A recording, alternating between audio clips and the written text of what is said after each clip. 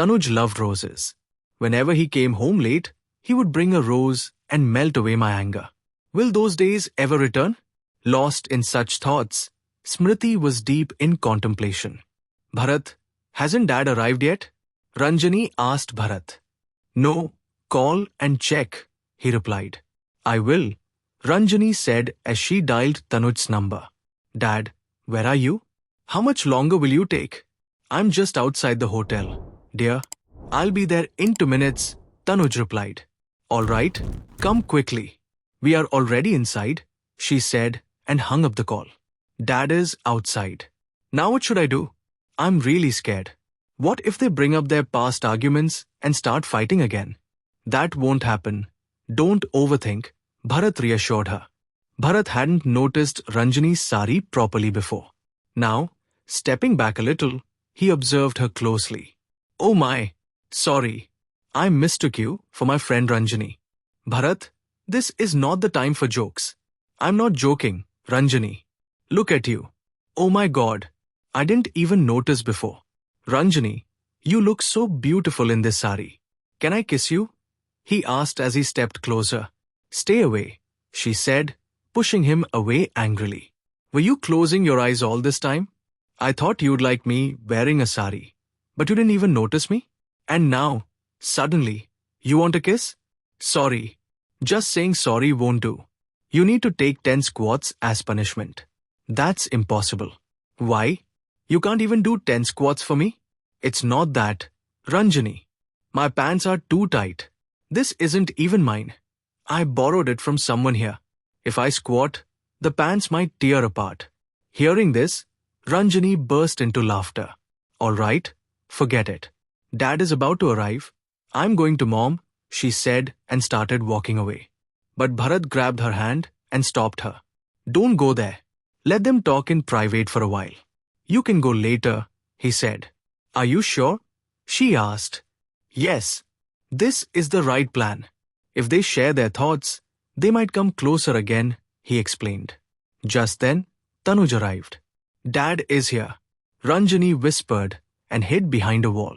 You stay here. I'll take him to your mom, Bharat assured her. Sir, welcome to our hotel. Bharat greeted Tanuj. Tanuj turned around in surprise. Bharat, you work here? He asked. Hello, sir. Bharat responded with a dramatic reaction. I never expected to meet you here. Yes, I work here. Did you make a reservation? Yes. My daughter made the reservation. I was looking for her, but couldn't find her anywhere, Tanuj said. Dad, Ranjani called out as she ran up to him.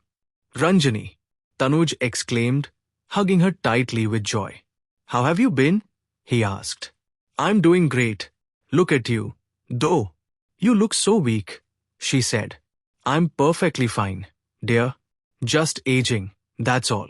Sir, madam, please come this way, Bharat said, leading them toward Smriti's table. Smriti was still looking at the menu, unaware that Tanuj had arrived. Mom, Ranjani called out, making Smriti turn around. For a moment, her heart felt like it had stopped. After 10 years, she was finally fortunate enough to see Tanuj again. Her hands and legs trembled slightly.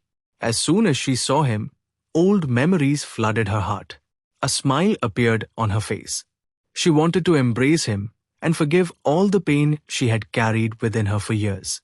But she controlled her emotions, thinking it would be too overwhelming. Tanuj, she said in surprise, standing up quickly as she saw him approaching. Hi, Smriti, he said as he came closer. Tanuj was dressed in black pants, a white shirt, and a black blazer over it. How have you been, Smriti?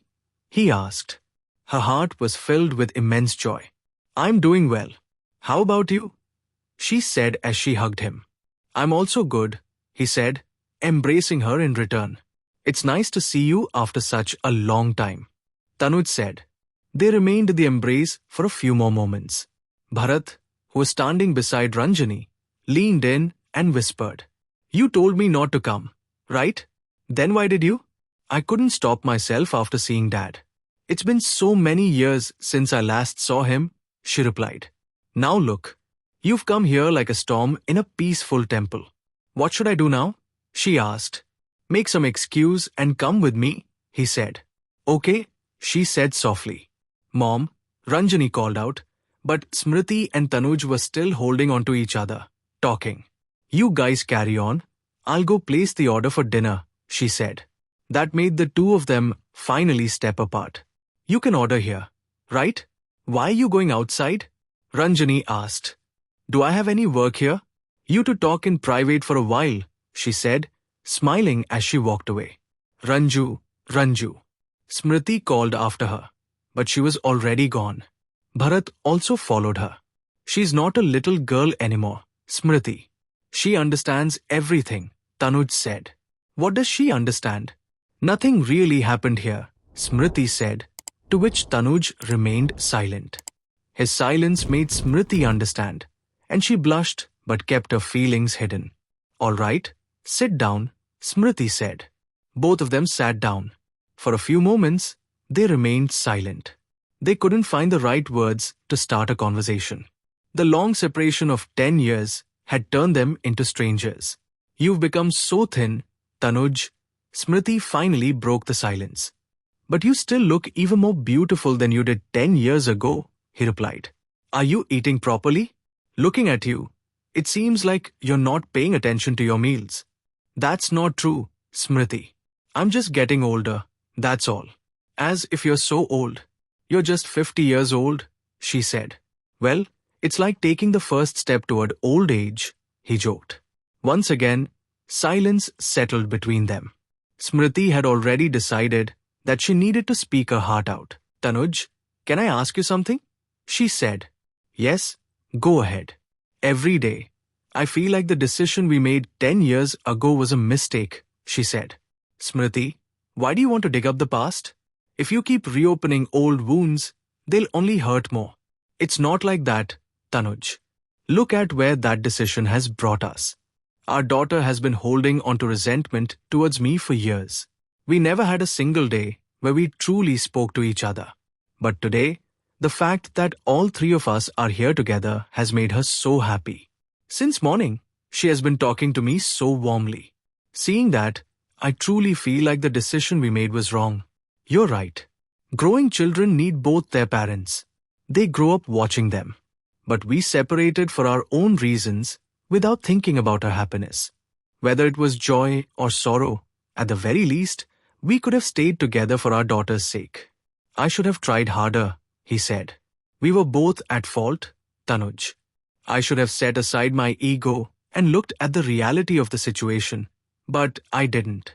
Because of that, Ranjani had to spend her childhood alone, she said, her heart filled with sorrow. Tanuj held her hand and said, It's okay, Smriti. What happened has happened.